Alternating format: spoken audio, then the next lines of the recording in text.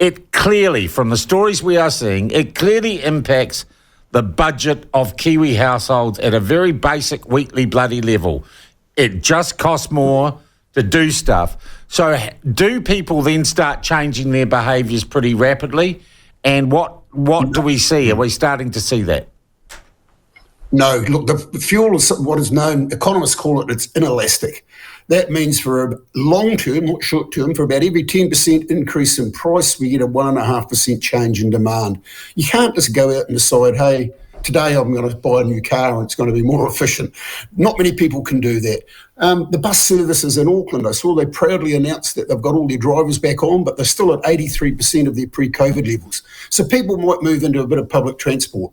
That's okay in Auckland, but if you live in a little place like Elstow in the Piako district or in Tora and Wairarapa, you've got no options. You've got to use that vehicle. So if you're still going to pay more for your fuel, you've got to make some savings elsewhere. Elsewhere, you've got to eat less. You've got to buy less sandwiches at Wishbone. Let that pair of shoes go a bit longer. No, you just make a whole lot of small decisions around trying to balance your budget.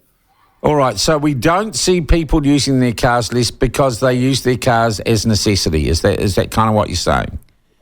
It is. Look, there are tricks around it, like bundle up all your trips when you go shopping. Go to Bunnings, go to the supermarket, go to the veg shop all in one trip instead of making 3 trips. So there's little ways you can make savings like that.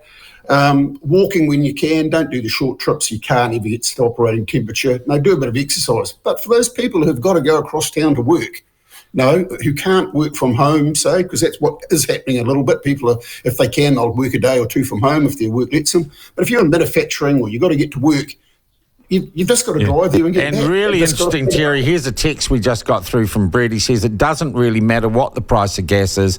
I still have to get to work, get groceries, drop off my daughter, etc. I just have to find the money.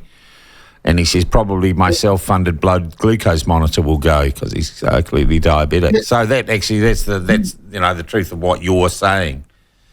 Look, and that's it. And there'll be lots of stories like that. Yeah.